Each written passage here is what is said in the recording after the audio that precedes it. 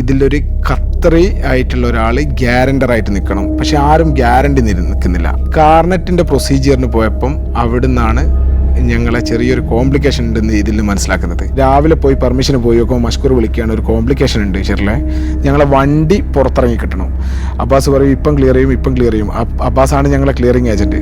ഏകദേശം 24 ലക്ഷം രൂപ ഞങ്ങളവിടെ കെട്ടിവെക്കണം. പെട്ടെന്ന് ഞാൻ നോക്കുമ്പോൾ പോലീസ് ചെക്കിംഗ് ആണ്, ഫുൾ ട്രാഫിക് കണ്ടപ്പോൾ ചെക്കിംഗ് ആണെന്ന് ഞങ്ങൾക്ക് മനസ്സിലായില്ല. എന്തോ റോഡ് ബ്ലോക്കോ കാര്യങ്ങളോ എന്ന് വെച്ചാൽ മുല്ലെത്തിയപ്പോൾ മനസ്സിലാകുന്നത് ഈ ചെക്കിംഗ് ആണ്. ഡോളർ എന്ന് പറഞ്ഞു. നമ്മൾ സംഭവം നമുക്ക് മനസ്സിലായി അവർ ചോദിക്കുന്നത് പൈസക്കാണെന്നുള്ളത്.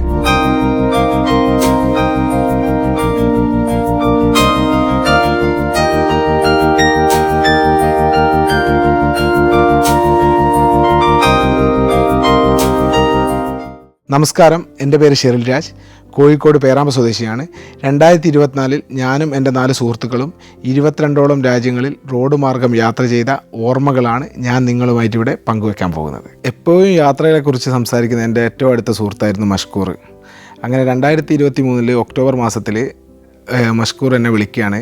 നമ്മൾ അടുത്ത യാത്രയെപ്പറ്റി ഒന്ന് ചർച്ച ചെയ്യണം, അടുത്ത ഏത് ട്രിപ്പാണ് നമ്മൾ പ്ലാൻ ചെയ്യുന്നതെന്നുള്ളത്. ഞങ്ങളെപ്പോഴും ഒരുമിച്ചാണ് യാത്ര ചെയ്യാറ്. ബാൽക്കണിലും US ഒക്കെ ഒരുമിച്ച് യാത്ര ചെയ്തിട്ടുണ്ട്. ആ യാത്രയിൽ നമ്മൾ പിരിയുമ്പോൾ എപ്പോഴും ഒരു തീരുമാനം എടുക്കും, നെക്സ്റ്റ് ഏത് ട്രിപ്പാണ് നമ്മൾ പ്ലാൻ ചെയ്യേണ്ടത്. അങ്ങനെ ആ കോള് വരുന്നു. മഷ്കൂർ എന്നോട് ചോദിക്കുന്നു നെക്സ്റ്റ് ട്രിപ്പ് എവിടെ നിന്നാണ് നമ്മൾ സ്റ്റാർട്ട് ചെയ്യുന്നത്.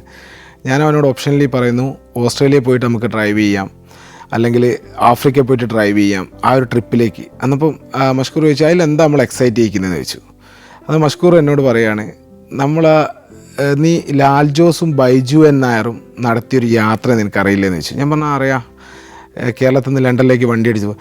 സെയിം ഇത് നമുക്ക് ഖത്തറിൽ നിന്ന് വണ്ടിയുമായിട്ട് നമുക്ക് ലണ്ടൻ വരെ ഡ്രൈവ് ചെയ്താൽ എന്താ നിൻ്റെ ഒരു അഭിപ്രായം എന്ന് ചോദിച്ചു. അന്നപ്പോൾ ഞാൻ പറയാണ്, നീ ട്രിപ്പിന് ഓക്കെ ആണെങ്കിൽ ഞാൻ റെഡിയാണ്. അന്നപ്പോൾ മഷ്കൂർ പറഞ്ഞു, ഇതിൻ്റെ കോംപ്ലിക്കേഷൻസ്, ഇതിൽ വരാൻ പോകുന്ന ചിലവുകൾ എല്ലാം നമുക്കൊന്ന് ചാർട്ട് ചെയ്യണം. ഇതിൽ ഫസ്റ്റ് ഓഫ് ഓൾ നമുക്കൊരാൾ കൂടെ വേണം, ഡ്രൈവ് ചെയ്യാനും ഇതിൻ്റെ ചിലവ് ചുരുക്കലിൻ്റെ ഭാഗമായിട്ടും ഒക്കെ നമുക്കൊരാൾ വേണം. അങ്ങനെ ഞങ്ങളെ കൂടെ US ഒരുമിച്ച് യാത്ര ചെയ്യുന്ന ഫത്താഹിനെ ഞങ്ങൾ സമീപിക്കുകയാണ്. ഞങ്ങളിങ്ങനെ ഒരു ട്രിപ്പ് പ്ലാൻ ചെയ്യുന്നുണ്ട്, ഈ ട്രിപ്പിൽ നീ ഞങ്ങളെ കൂടെ വരുന്നു ചോദിച്ചു. അന്നപ്പോൾ മഷ്കൂർ ഫത്താഹിനോട് പറയുകയാണ്, ഞങ്ങളുടെ പ്ലാൻ എന്ന് വെച്ചാൽ ദോഹയിൽ നിന്ന് കാർ എടുത്തിട്ട് ലണ്ടൻ വരെ ഡ്രൈവ് ചെയ്യുക. അതൊരു അച്ചീവ്മെൻ്റ് ആയിരിക്കുന്നു, അതൊരു എക്സൈറ്റ്മെൻറ്റ് ചെയ്യുന്ന ട്രിപ്പായിരിക്കുന്നു എപ്പോഴും ഞങ്ങൾക്ക് തന്നെ ഒരു ബോധ്യം ഉണ്ടായിരുന്നു. അങ്ങനെ ഫത്താഹ് പറഞ്ഞു ഓക്കെ ഞാനും ഉണ്ട്, നമുക്ക് യാത്ര തുടങ്ങാമെന്ന് പറഞ്ഞു. അങ്ങനെ 2024 ജനുവരിയിൽ ഞങ്ങളൊരു ഷെഡ്യൂൾ ചെയ്യാണ്. ഫസ്റ്റ് ഇതിന് വേണ്ടത് ഒരു വണ്ടി നമ്മൾ സ്വന്തമാക്കണം, പിന്നെ വണ്ടിക്ക് വേണ്ട കാർനെറ്റ് എന്ന് പറഞ്ഞ പേപ്പർ സ്വന്തമാക്കണം, പിന്നെ ഇതിന് വിസ പ്രൊസീജിയേഴ്സ് ഉണ്ട്. ഇതിൻ്റെ എല്ലാ പേപ്പർ വർക്കുകളും ഏതെല്ലാം രാജ്യങ്ങളിൽ ഏതെല്ലാം വിസകൾ വേണമെന്നുള്ളതൊക്കെ ഞങ്ങൾ പഠിച്ചു. അങ്ങനെ 2024 മാർച്ച് മാസം 30-ാം തീയതിയോടുകൂടി ഞങ്ങൾ ഒരു ടൊയോട്ടയുടെ ലാൻഡ് ക്രൂയിസർ, ഒരു സെക്കൻഡ് ഹാൻഡ് വണ്ടി 2017 മോഡൽ, ഞങ്ങൾ 3 പേരും കൂടി പൈസ ഷെയർ ചെയ്തെടുത്തുകൊണ്ട് ഖത്തറിൽ നിന്ന് വാങ്ങിക്കുകയാണ് ഒരു സെക്കൻഡ് ഹാൻഡ് വണ്ടി. ആ സെക്കൻഡ് ഹാൻഡ് വണ്ടി വാങ്ങിച്ചു, അതിൻ്റെ കണ്ടീഷൻസും കാര്യങ്ങളൊക്കെ വെരിഫൈ ചെയ്തു. നെക്സ്റ്റ് സ്റ്റെപ്പ് നമുക്ക് വിസയുടെ പ്രൊസീജിയറാണ്. വിസയുടെ പ്രൊസീജിയർ വേണം. വിസ ഞങ്ങൾക്ക് ഇതിൽ ഷെങ്കണ് എല്ലാവർക്കും ഈസിയാണ്, ഞങ്ങൾ മുമ്പ് ട്രാവൽ ചെയ്താണ്. UK വിസ ഞങ്ങൾക്ക് എല്ലാവർക്കും വാലിഡ് ആയിട്ടുണ്ട്. US വിസ ഉള്ളത് കൊണ്ട് പല രാജ്യങ്ങളിലും ഓൺ അറൈവൽ കിട്ടും. വിസ പ്രൊസീജിയറൊക്കെ ഈസിയാണ്.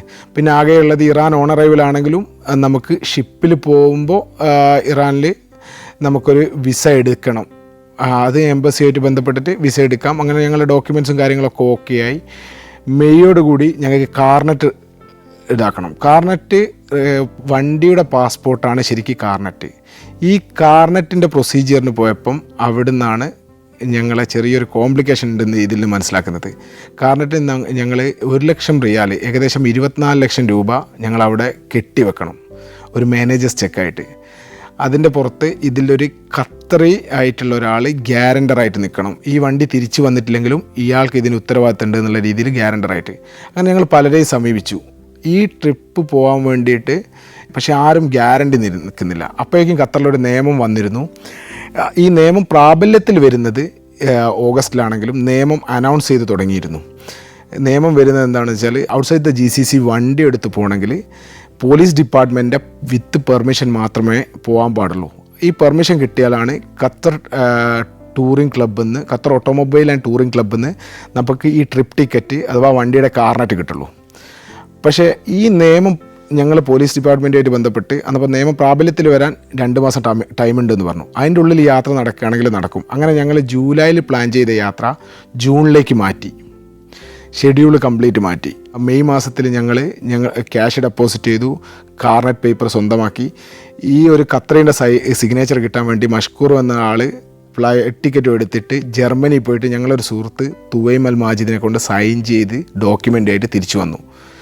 ഒരു മെയ് 17 ആകുമ്പോഴേക്കും എല്ലാ ഡോക്യുമെൻറ്റ്സായിട്ടും എല്ലാം ക്ലിയറായി. പിന്നെ ഞങ്ങൾക്ക് വേണ്ടിയ വണ്ടിയിൽ വരുത്തേണ്ട മാറ്റങ്ങളാണ്. വണ്ടിയിൽ അത്യാവശ്യം ഫുഡ് ഞങ്ങൾ കരുതണം, കാരണം വലിയൊരു പെട്രോൾ ക്യാൻ വേണം. ഒരു ചെറിയ ടെൻറ്റ്, ഇൻ കേസ് എവിടെയെങ്കിലും സ്റ്റക്ക് ആവുകയാണെങ്കിൽ ഒരു ടെൻറ്റ് കരുതണം. അങ്ങനെ വണ്ടിയുടെ കാര്യങ്ങളും എല്ലാം ഓക്കെ ആക്കി ഞങ്ങൾ ഇങ്ങനെ ഇരിക്കുമ്പോൾ ഫത്താഹ് ചിലപ്പം ഒരു യാത്രയ്ക്ക് ഒരു 2 ദിവസം കഴിഞ്ഞിട്ട് ഷിറാസ് ഒന്ന് ജോയിൻ ചെയ്യാം എന്നുള്ള രീതിയിലേക്ക് വന്നു. അപ്പോൾ ഞങ്ങൾക്കൊരു ഐഡിയ തോന്നി, ഒരാളെയും കൂടി ട്രിപ്പിൽ ഇൻവോൾവ് ആക്കിയാലോ. അങ്ങനെ ഞങ്ങളടുത്തേക്ക് വരുന്ന ആളാണ് അലി. അതേ ടൈമിൽ തന്നെ ഞങ്ങൾക്കൊരു കോൾ റിസീവ് ചെയ്തിരുന്നു. ഞങ്ങളിവിടെ മുൻപേ യാത്ര ചെയ്ത ഒരാളുണ്ടായിരുന്നു, അംജു എന്ന് പറഞ്ഞ്, ദുബായിൽ വർക്ക് ചെയ്യാവുന്ന പുള്ളിക്കാരന്, ഒരു ഓഡിറ്ററായിട്ട് വർക്ക് ചെയ്യുന്ന ആളാണ്. ഈ മഷ്കൂർ വർക്ക് ചെയ്യുന്നതോ ഗവൺമെൻറ് സർവീസിലുമാണ്. അംജു ഞങ്ങളോട് പറഞ്ഞു ഇറാനിൽ അവന് താല്പര്യമില്ല, ഇറാൻ കുറച്ച് റിസ്ക്കിയാണ് യാത്രയ്ക്ക്. യാത്രികരെ സംബന്ധിച്ച് US വിസ പിന്നീട് അപ്രൂവൽ കിട്ടാൻ US ട്രാവൽ ചെയ്യുമ്പോഴൊക്കെ ഇറാനിൽ നമ്മൾ ഇറങ്ങിയ പാസ്പോർട്ടിൽ സ്റ്റാമ്പ് കണ്ടു കഴിഞ്ഞാൽ ഒരു ചെറിയൊരു ഡിഫിക്കൽറ്റി ഉണ്ടാവും ട്രാവലിങ്ങിന്. ഇപ്പോൾ ഇമിഗ്രേഷനിൽ പിടിച്ചു വെക്കുക, ഇത് ക്വസ്റ്റ്യൻസ് ക്ലിയർ ചെയ്യുക, അങ്ങനത്തെ ചെറിയ ഡിഫിക്കൽറ്റീസ് വരും. അംജു ഈ റിസ്ക് എടുക്കാൻ തയ്യാറല്ല. അവൻ പറഞ്ഞു തുർക്കിയിൽ നിന്ന് ഞാൻ നിങ്ങളുടെ കൂടെ ജോയിൻ ചെയ്യാമെന്ന് പറഞ്ഞു. അലി പറഞ്ഞു ഈ തുർക്കിയിൽ നിന്ന് അവൻ ജോയിൻ ചെയ്യുകയാണെങ്കിൽ തുർക്കി വരെ ഞാനും വരട്ടെ എന്ന് ചോദിച്ചു അലി. അങ്ങനെ ഈ അലീനെ ഞങ്ങൾ പരിചയപ്പെടുന്നു. അവന് ഞങ്ങൾ ഒരു മുൻപരിചയമില്ല, ബാക്കി എല്ലാവരുമായിട്ടും ഞങ്ങൾ മുൻപരിചയമുണ്ട്. ഒരു ട്രാവൽ ഗ്രൂപ്പിൽ നിന്ന് ഞങ്ങൾ അവനെ കണ്ടെത്തുകയാണ്.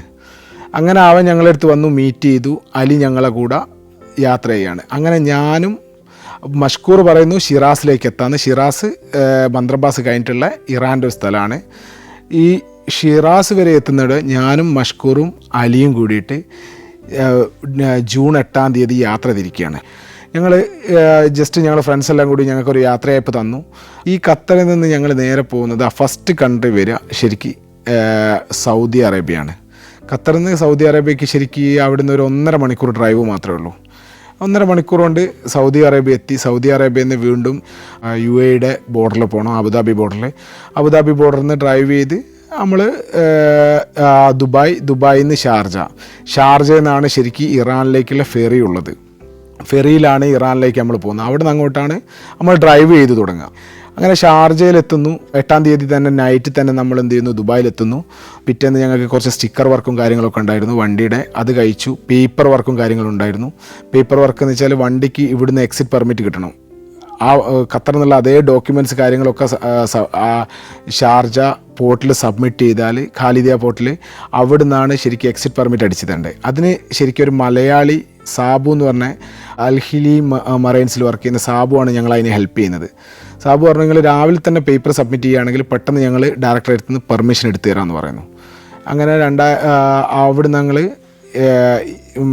രാവിലെ പോയി പെർമിഷന് പോയി നോക്കുമ്പോൾ മഷ്കൂർ വിളിക്കുകയാണ്, ഒരു കോംപ്ലിക്കേഷൻ ഉണ്ട് ഷെർലെ, നീ ഒന്ന് പെട്ടെന്ന് വരണം, കാരണം നീയും ഞാനും ഒരുമിച്ച് വണ്ടിയായിട്ട് ഇവിടെ ഹാജരായാൽ മാത്രമേ പെർമിഷൻ കിട്ടുള്ളൂ, ഇല്ലെങ്കിൽ 3 ദിവസം കഴിഞ്ഞിട്ടാണ് അവിടുന്ന് ഫെറി ഉള്ളൂ എന്ന് പറഞ്ഞു.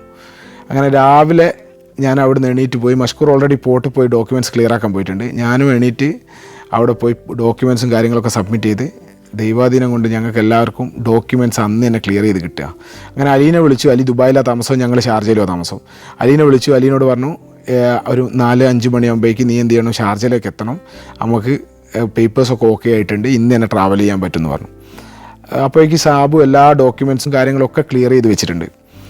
ഈ ഡോക്യുമെൻറ്റ്സും കാര്യങ്ങളൊക്കെ ക്ലിയർ ചെയ്ത് ഒരു വൈകുന്നേരം ഒരു 6-7 മണിയാകുമ്പോഴേക്ക് ഞങ്ങൾ എന്ത് ചെയ്തു, ഫെറിയിലേക്ക് എൻ്റർ ആവുകയാണ്. സാബുവിനോട് യാത്ര പറഞ്ഞു. സാബു ഉള്ളിലേക്ക് വന്നു, പോർട്ടിൻ്റെ ഉള്ളിലേക്ക് വന്നു, ഞങ്ങളോട് യാത്ര പറഞ്ഞു. വണ്ടിയുടെ പേപ്പേഴ്സും കാര്യങ്ങളൊക്കെ ക്ലിയറാക്കി ഞങ്ങൾ പിരിച്ചുവിട്ടു. അങ്ങനെ വണ്ടി നേരെ ഫെറിയുടെ താഴത്തും ഞങ്ങൾ മുകളിലുമാണ്. അന്നേരം വണ്ടി അവിടെ പാർക്ക് ചെയ്തു. ഞങ്ങൾ നേരെ മുകളിലോട്ട് പോയി. ഞങ്ങൾ എന്ത് ചെയ്തു, ഒരു 9-10 മണിയാകുമ്പോൾ ഞങ്ങൾ പുറപ്പെട്ടു ഇറാനിലേക്ക്. ഞങ്ങൾ നല്ല കിടന്നുറങ്ങി. രാവിലെ ഒരു 6 മണിയാകുമ്പോൾ ബന്ദ്രബാസ് പോർട്ടിലേക്ക് ഇങ്ങനെ അടുത്തുകൊണ്ടിരിക്കുക. ഈ ഫെറി ഇങ്ങനെ സ്റ്റോപ്പ് ചെയ്തിട്ടിട്ടുണ്ട്. അത് ഞങ്ങൾ മനസ്സിലായില്ല. അന്നപ്പോൾ അത് അവിടുന്ന് അടുപ്പിക്കാനുള്ള അപ്രൂവൽ കിട്ടണം. ഒരു 8-9 മണിയാകുമ്പോഴേക്ക് അടുപ്പിക്കാനുള്ള അപ്രൂവൽ കിട്ടും. അതുവരെ നമ്മൾ ഫെറിയിൽ ഇരിക്കണം. 9 മണിയാകുമ്പോഴേക്ക് ഫെറി അടുപ്പിച്ചു, നേരെ എമിഗ്രേഷനിലേക്ക് പോവുകയാണ്. വണ്ടി വേറെ വഴി ക്ലിയർ ചെയ്യും. ഞങ്ങൾ അവിടെ അബ്ബാസ് എന്ന് പറഞ്ഞൊരു ക്ലിയറിംഗ് ഏജൻറ്റിനെ അറേഞ്ച് ചെയ്തിരുന്നു. അബ്ബാസ് വണ്ടി ക്ലിയർ ചെയ്യും. മറ്റത് നോർമൽ എയർപോർട്ടിലൊക്കെയുള്ള പ്രൊസീജിയർ പോലെ ഞങ്ങൾ എമിഗ്രേഷനിൽ പോയിട്ട് വിസ പ്രൊസീജിയർ കഴിഞ്ഞിട്ട് പുറത്തിറങ്ങണം. ഞങ്ങൾ വിസ പ്രൊസീജിയർ കഴിഞ്ഞ് പുറത്തിറങ്ങുമ്പോൾ തന്നെ ഏകദേശം ഒരു മണിക്കൂർ 2 മണിക്കൂറിനടുത്തായി. 9 മണിക്ക് ഇറങ്ങിയ ഞങ്ങൾ ഒരു 11 മണി 10:30 മണിയായി ഞങ്ങൾ വിസ പ്രൊസീജിയറും കഴിഞ്ഞ് പുറത്തിറങ്ങും. വിസയിൽ ഞങ്ങൾ 3 പേരും പ്രിഫർ ചെയ്തു. ഞങ്ങൾ അവരോട് ചോദിച്ചു, ഇമിഗ്രേഷൻ ഓഫീസറായിട്ട് സംസാരിച്ചു, ഞങ്ങളെ പാസ്പോർട്ടിൽ സ്റ്റാമ്പ് ചെയ്യണമെന്ന് ചോദിച്ചു.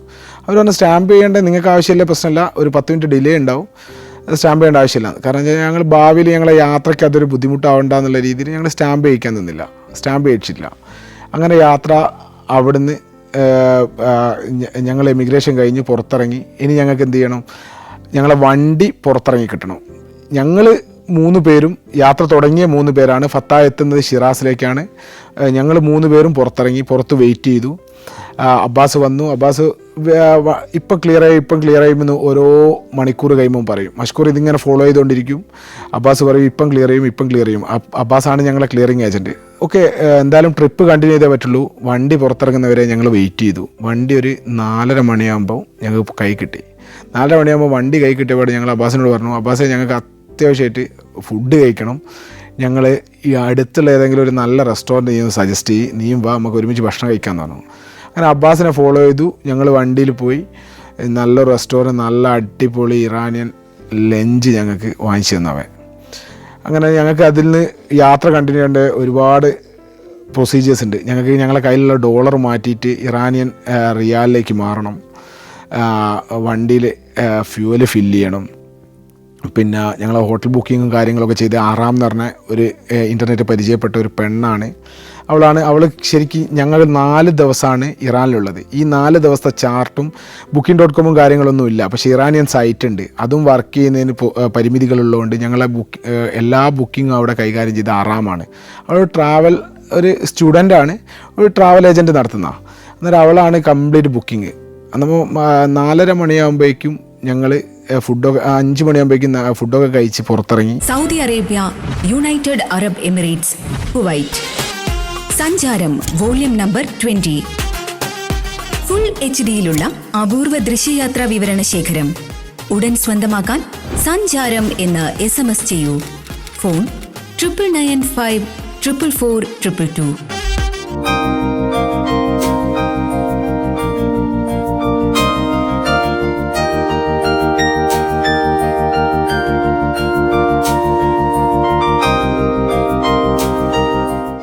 ഈ ട്രിപ്പിലൊരു ഷെഡ്യൂളുണ്ട്. ഈ ഷെഡ്യൂളിൽ ഇന്ന് ഫസ്റ്റ് ദിവസം യാത്ര ചെയ്ത് ഇന്ന സ്ഥലത്തായിരിക്കണം സ്റ്റേ എന്നുള്ളത് ഞങ്ങൾ കറക്റ്റ് ഷെഡ്യൂൾ ചെയ്ത് വെച്ചിട്ടുണ്ട്. പിന്നീട് അങ്ങോട്ട് ഷെഡ്യൂളുകൾ മാറ്റപ്പെട്ടിട്ടുണ്ട്. പക്ഷേ ഇറാനിൽ ഈ ഷെഡ്യൂൾ മാറ്റി കഴിഞ്ഞാൽ ഞങ്ങളെ യാത്രയ്ക്ക് ബുദ്ധിമുട്ടാവുന്നില്ല, ഞങ്ങൾക്ക് വ്യക്തമായിട്ടുള്ള ധാരണ ഉണ്ട്. കാരണം ഇറാനിൽ ഇൻ്റർനെറ്റ് ആക്സസും കാര്യങ്ങളൊക്കെ ഉണ്ടെങ്കിലും അമേരിക്കയുടെ Booking.com പോലുള്ള സൈറ്റുകളോ ഒന്നും വർക്ക് ചെയ്യില്ല പ്രോപ്പറായിട്ട്. അതിന് അവരെ തന്നെ നമ്മൾ ഡിപ്പെൻഡ് ചെയ്യണം, ട്രാവൽ ഏജൻസിനാണ്. ഇല്ലെങ്കിൽ അവിടെ വിഗോ 1-2 സൈറ്റ്സ് ഉണ്ട്, പക്ഷെ നമുക്കത് ഫെമിലിയർ അല്ല. അവിടുത്തെ കാർഡ് വേണം അത് വെച്ച് എടുക്കണമെങ്കിൽ. ആ കാർഡ് നമ്മളെടുത്തില്ല. നിങ്ങൾ യാത്ര കണ്ടിന്യൂ ചെയ്ത് ബന്ദ്രബാസിൽ നിന്ന് നമുക്ക് ഫ്യൂവൽ ഫില്ല് ചെയ്തിട്ട് യാത്ര കണ്ടിന്യൂ ചെയ്യണം. അങ്ങനെ ഫസ്റ്റ് ടൈമാണല്ലോ. എന്നിപ്പോൾ അബ്ബാസ് ഞങ്ങളോട് പറയുകയാണ് ഞാനും വരാം, നിങ്ങൾക്ക് ഫ്യൂവൽ ഫില്ല് ചെയ്ത് തരാം. ഇവിടെ ഒരു കോംപ്ലിക്കേഷൻ ഉണ്ട്. ഔട്ട്സൈഡേഴ്സിന് നിങ്ങളടുത്ത് ഒന്നിക്കിൽ ഇറാൻ്റെ കാർഡ് വേണം, മാസ്റ്റർ കാർഡോ വിസ കാർഡോ ഒന്നും അക്സെപ്റ്റ് ചെയ്യില്ല. ഇല്ലെങ്കിൽ എടുത്ത് നിങ്ങൾ ക്യാഷ് വേണം. ക്യാഷ് കൊടുത്താൽ തന്നെ ഈ ഹൈവേയിലുള്ള പമ്പിൽ നിന്നാണ് ഫുൾ ടൈം കണ്ണടിക്കാൻ പറ്റുള്ളൂ. ഇല്ല അവർക്കൊരു റേഷൻ പോലെ അവർക്കൊരു കാർഡ് കൊടുക്കും, ഗവൺമെൻറ് പ്രൊവൈഡ്. ആ കാർഡ് ഉപയോഗിച്ചിട്ടാണ് അടിക്കാനാവും. പക്ഷേ ഈ കാർഡ് ഞങ്ങളെടുത്തില്ല. അന്നേരം അബ്ബാസ് പറഞ്ഞു എൻ്റെ കാർഡിൽ കുറച്ച് ബാലൻസ് ഉണ്ട്, ഞാൻ അത് വെച്ച് അടിച്ചു തരാം, ബാക്കി നമുക്ക് അവിടുന്ന് ആരെങ്കിലും സംഘടിപ്പിക്കാമെന്ന് പറഞ്ഞു. അങ്ങനെ അബ്ബാസിൻ്റെ കോൺഫിഡൻസിൽ ഞങ്ങൾ എന്ത് ചെയ്തു, ഇവിടെ പോയിട്ട് ആദ്യം അബ്ബാസിൻ്റെ ഇതിൽ ഫില്ല് ചെയ്തു. പിന്നെ അബ്ബാസ് ആരെയോ അറേഞ്ച് ചെയ്തു. പെട്ടെന്ന് ഫ്യൂവൽ ഫില്ല് ചെയ്ത് കിട്ടി. ഫ്യൂവലിന് ഏകദേശം ഒരു ഇന്ത്യൻ രൂപ ഒരു 12-15 രൂപേൻ്റെ ഉള്ളിലാണ് വരുന്നുള്ളൂ 1 ലിറ്ററിന്. കാരണം നമ്മൾ വെള്ളത്തിനേക്കാട്ട് ചീപ്പായിട്ട് നമുക്ക് ഫീൽ ചെയ്യുന്നത്. ഞങ്ങളൊരു 750ഓളം കിലോമീറ്റർ ഓടാനുണ്ട്. അന്നേരം ഫസ്റ്റ് അലീനോട് ഞാൻ പറഞ്ഞു ഞാൻ ഡ്രൈവ് ചെയ്ത് തുടങ്ങാമെന്ന് പറഞ്ഞു. അങ്ങനെ ഡ്രൈവ് ചെയ്ത് തുടങ്ങി. അലി സൈഡിലിരുന്നു, മഷ്കൂർ ബേക്കറിലിരുന്നു. മഷ്കൂർ പുള്ളി പതിയെ ഉറക്കിലേക്ക് നീങ്ങി. അപ്പോഴേക്ക് സൂര്യൻ അസ്തമിക്കുന്നൊരു സ്ഥിതിയിലേക്ക് എത്തിയിട്ടുണ്ട്. ഒരു 7 മണി കഴിഞ്ഞിട്ടുണ്ട്. അങ്ങനെ ഞങ്ങൾ ബന്ദ്രബാസിനോട് വിട പറഞ്ഞിട്ട് ഞങ്ങൾ നല്ല ഷിറാസിലേക്ക് തിരിക്കുകയാണ്. ഫസ്റ്റ് ഇറാനിൽ നിന്ന് കാണുന്ന ഒരു അനുഭവം ഒരു നല്ല ട്രാഫിക് കണ്ടു. ഒരു 100 കിലോമീറ്റർ 200 കിലോമീറ്റർ ഞാൻ കഴിഞ്ഞിട്ടുണ്ട് ഡ്രൈവ് ചെയ്ത്. പെട്ടെന്ന് ഞാൻ നോക്കുമ്പോൾ പോലീസ് ചെക്കിംഗ് ആണ്. പോലീസ് ചെക്കിങ്ങിൽ ഒരു ഇറാനിയൻ പോലീസ് നിൽക്കുന്നത്.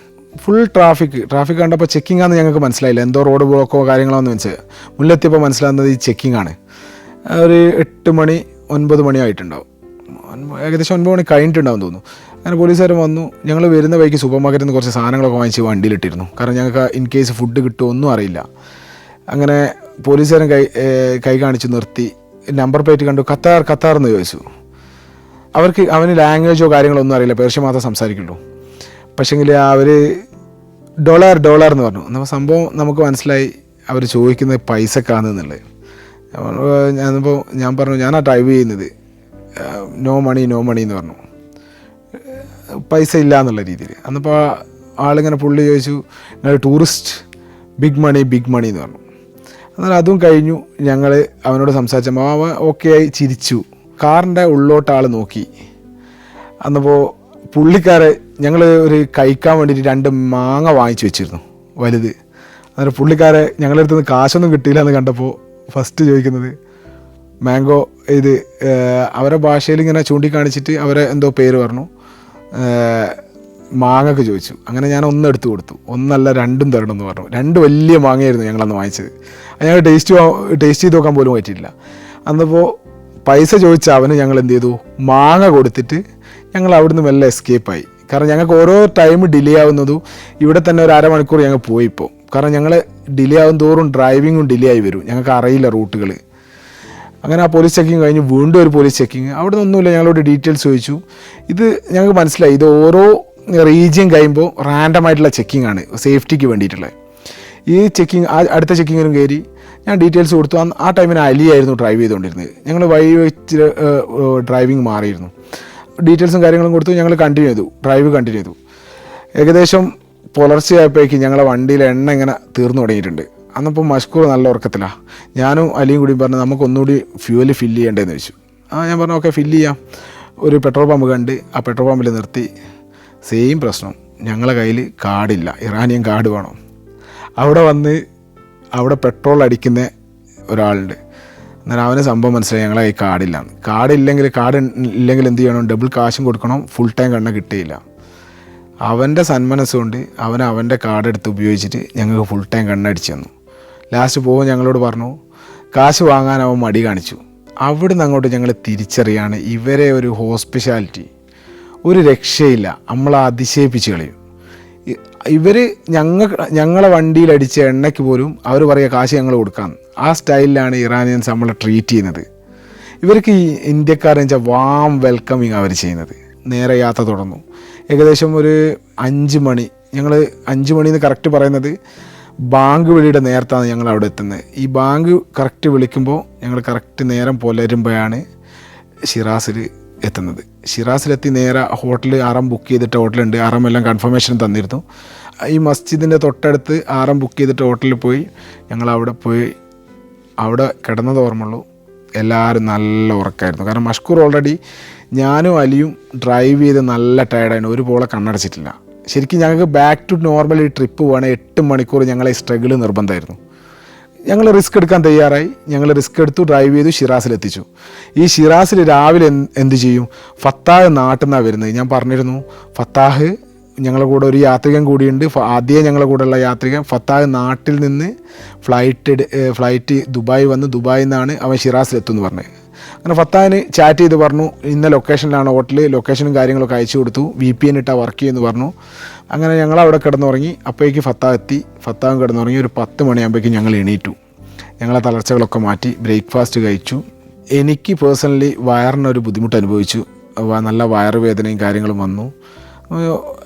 ദൈവമേ ഈ ട്രിപ്പ് മുടങ്ങാനുള്ള സാധ്യത ഉണ്ടോ എന്നുള്ള രീതിയിലായി. അന്നിപ്പം ജസ്റ്റ് ഞാൻ വിചാരിച്ചു ഭക്ഷണം കംപ്ലീറ്റ് സ്റ്റോപ്പ് ചെയ്യുന്നു, ഓൺലി കോഫി, ഇളനീര് അങ്ങനെ ഉള്ള സാധനങ്ങളാക്കാമെന്നുള്ളത് തീരുമാനിച്ചു.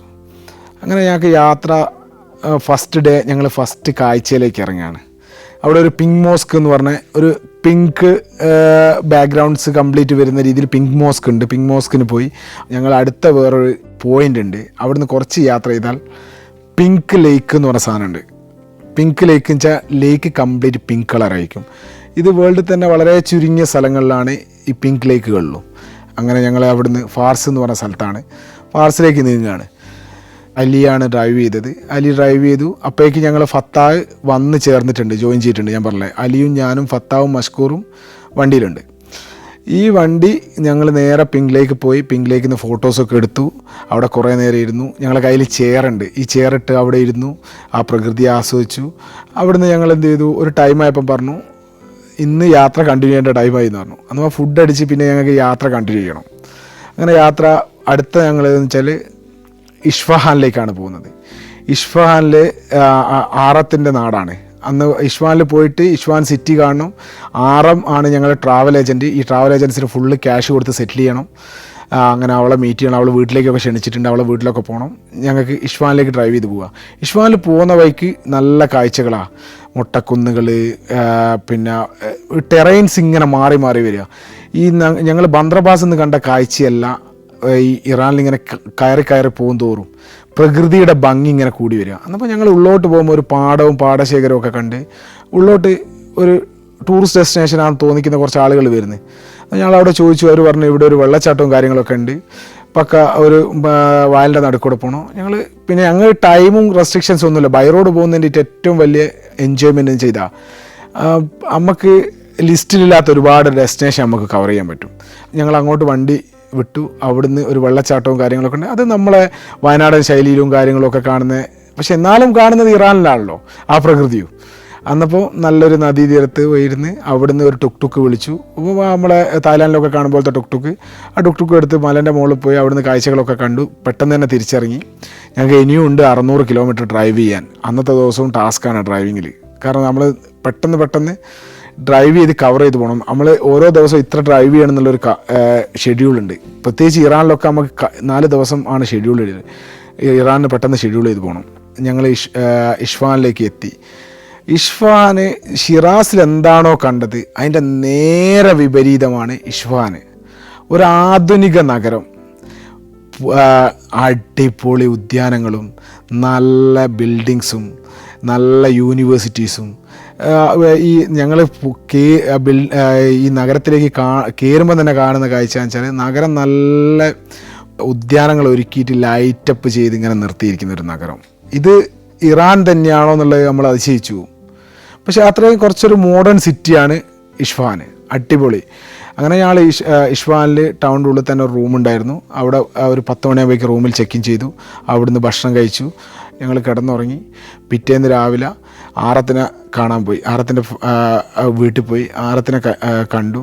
ആറത്തിനോട് അവൾക്ക് ഞങ്ങൾ ഇതുവരെ ബുക്ക് ചെയ്ത റൂം ചാർജുകളും അവളെ ചാർജുകളും എല്ലാം കൊടുക്കാനുണ്ടായിരുന്നു. അത് കൊടുത്തു. ഇസ്ഫഹാൻ്റെ സിറ്റി സെൻറ്റർ, അവിടെ നസ്രക്ക് ജഹാൻ എന്ന് പറഞ്ഞ സ്ക്വയർ ഉണ്ട്. ഈ സ്ക്വയറിൻ്റെ പ്രത്യേകത എന്താണെന്ന് വെച്ചാൽ സെയിം നമ്മളെ പേർഷ്യൻ ശൈലിയിൽ എന്താണോ നമ്മൾ താജ്മഹലിൽ കാണുന്ന ഒരു ഉദ്യാനമല്ലേ, താജ്മഹൽ കണ്ടവർക്ക് മനസ്സിലാവും. ആദ്യം താജ്മഹലിൽ കയറുമ്പോൾ ഒരു ഗേറ്റ് ഉണ്ട്, സെയിം ഗേറ്റ്, അതിനോടനുബന്ധിച്ചൊരു മാർക്കറ്റ്, അതിൻ്റെ ഒരു സൈഡിൽ ഒരു മോസ്ക്. അങ്ങനെ അവിടുന്ന് അതും കഴിഞ്ഞു. ഞങ്ങൾ അവിടുന്ന് ഇറങ്ങിയിട്ട് ഞങ്ങൾക്ക് ഇനി പോകാനുള്ള സെഞ്ചാൻ എന്ന് പറഞ്ഞ നഗരത്തിലേക്കാണ്. സെഞ്ചാനിൽ ഒരു കുറച്ച് ദൂരം ഓടാനുള്ളൂ. സെഞ്ചാൻ ഒരു ഓൾഡ് സിറ്റിയാണ്. പക്ഷേ ചെറിയൊരു നമ്മളെ കേരളത്തിലൊക്കെ കാണുന്ന ഒരു C-ഗ്രേഡ് D-ഗ്രേഡ് ടൗൺ ഉണ്ടാവുമല്ലോ, അതുപോലുള്ള ഒരു സ്ഥലമാണ്.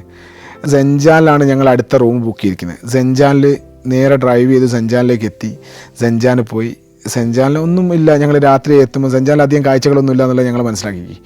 സെഞ്ചാനിൽ നേരെ ഉറങ്ങി. രാവിലെ എണീറ്റ് ബ്രേക്ക്ഫാസ്റ്റ് കഴിച്ചു.